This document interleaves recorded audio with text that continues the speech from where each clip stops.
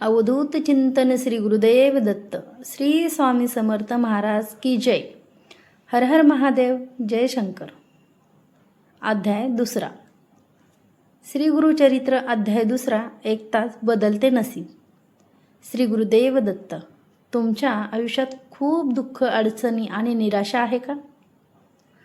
तर हा श्री गुरुचरित्र अध्याय दुसरा तुमचं आयुष्य बदलू शकतो.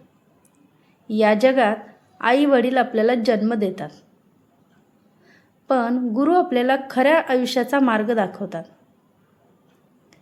जेव्हा सगळे मार्ग बंद होतात तेव्हा एकच मार्ग उरतो, गुरूंचा मार्ग. आज आपण पाहणार आहोत अशी एक कथा जी आपल्याला सांगते की गुरुवर श्रद्धा ठेवली तर अशक्य ही गोष्टी शक्य होते.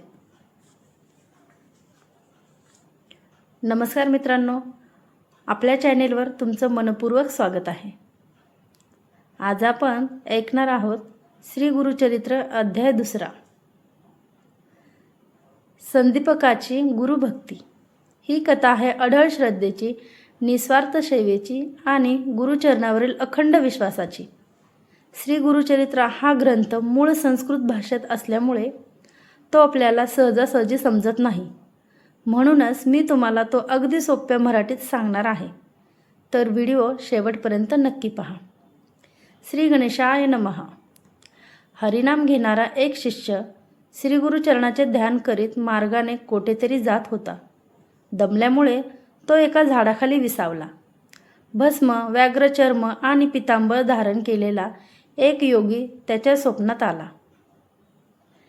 त्याने नामधारकाच्या भाळी स्वहस्ते भस्म लावले व त्याला अभयदान दिले. नामधारकाला एकदम जाग आली. त्याने भोवताली पाहिले, पण कोणीच दिसले नाही. तो आश्चर्य करीत पुनर्श मार्गस्थ झाला. काही अंतरावर त्याला स्वप्नातील योगीचे प्रत्यक्ष दर्शन झाले.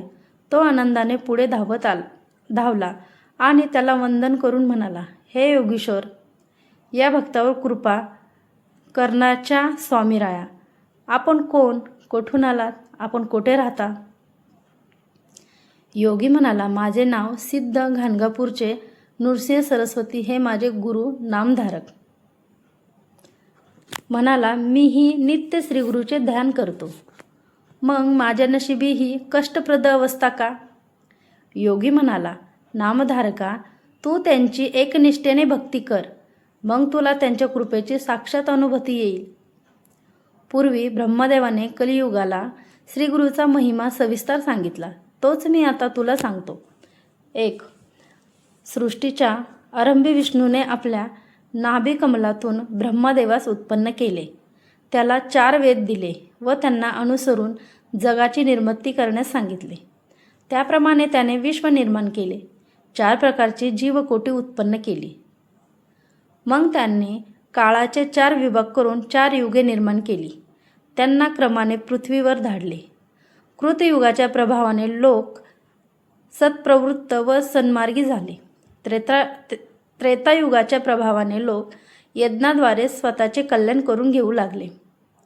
द्वापारयुगाने आपल्या स्वभाव धर्माप्रमाणे पाप व पुण्य समसमान केले. त्यानंतर ब्रह्मदेवाने कलियुगाला बोलावून घेतले.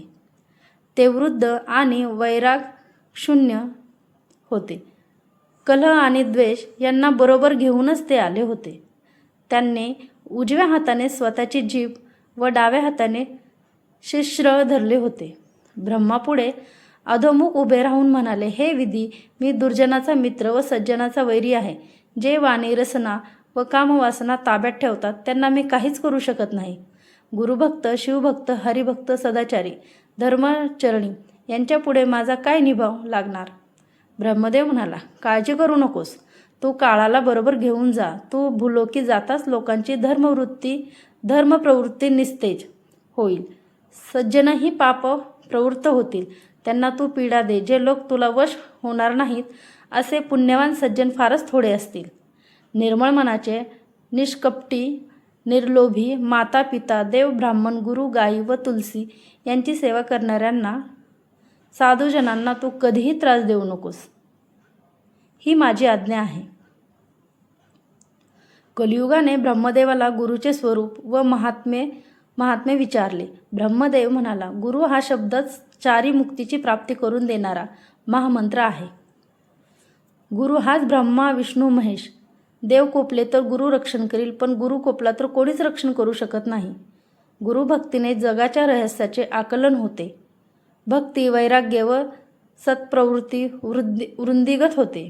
गुरुमुखातून ऐकले म्हणजे शास्त्रार्थाचे व्यवस्थित आकलन होते.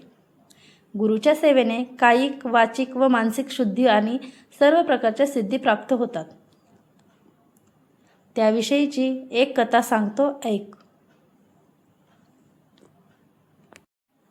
पूर्वी गोदावरीच्या तीरी अंगिरस ऋषीच्या आश्रमात पैल ऋषीचे शिष्य असलेले वेदधर्म नावाचे मुनी राहत असत. ते आपल्या शिष्याकडून वेदशास्त्राचा अभ्यास करून घेत असत. एकदा ते सर्व शिष्यांना उद्देशून म्हणाले, माझे पूर्वजन्मीचे शेष पापभोग याच देही भोगायचे आहेत. त्यासाठी मी काशीत जाणार आहे. तेथे मला कुष्ठरोग होईल. मी आंधळा व पांगळा होईल. मला 21 वर्षे सांभाळावे लागेल. हे एक खडतर सेवाव्रतच असेल. त्यावेळी तुमच्यापैकी कोण माझी सेवा करेल ते सांगा. ते ऐकून संदीपक नावाच्या शिष्याने, मी तुमची सेवा करीन. तुम्ही अनुमती दिली तर तुमचे सर्व पापभोग मी स्वतः भोगील, असे सांगितले. वेदधर्मांना परत संतोष वाटला. काही दिवसांनी वेदधर्म संदीपकाला घेऊन काशीस आले. तेथे त्यांना कुष्ठरोग झाला. त्या दुःखाने त्यांच्या पूर्व स्वभाव बदलून ते हट्टी, चिडखोर, उर्मट, क्रूर व शिवराळ झाले. अनंत हाल अपेष्टा सोसून संदीपक गुरुसेवेत तत्पर राहिला. संदीपकाची एकनिष्ठ सेवाभक्ती पाहून विश्वनाथाने त्यांना दर्शन दिले. त्याला वरदान मागण्यास सांगितले, पण त्याने काहीच मागितले नाही. मग विष्णूने दर्शन देऊन वर मागण्यास सांगितले. तेव्हा संदीपकाने माझी गुरुभक्ती अधिकाधिक रूढ होवो असा आशीर्वाद मागितला. तेव्हा प्रसन्न झालेल्या विष्णूने त्यांच्या गुरुभक्तीची प्रशंसा केली. ही गोष्ट वेदधर्मांना कळताच त्यांनी संदीपकाला वरदान दिले, शिष्योत्तमा, तू काशी क्षेत्री चिरकाल वास करशील. तुझ्या स्मरणाने लोकांचे दुःख दैन्य जाऊन त्यांचे कल्याण होईल. वेदधर्मांनी शिष्यांची परीक्षा घेण्यासाठीच कुरूप धारण केले होते. त्यानंतर ते दिव्यदेही झाले. लोकांच्या कल्याणासाठी आपल्या शिष्यासह काशीतच राहिले. सिद्ध म्हणाला, नामधारका, गुरु महात्म्ये लक्षात घेऊन त्यांची रूढ भावाने सेवाभक्ती करावी. गुरुभक्तावर शंकर नेहमीच प्रसन्न असतो. श्री गुरुचरित्र अध्याय 2 समाप्त.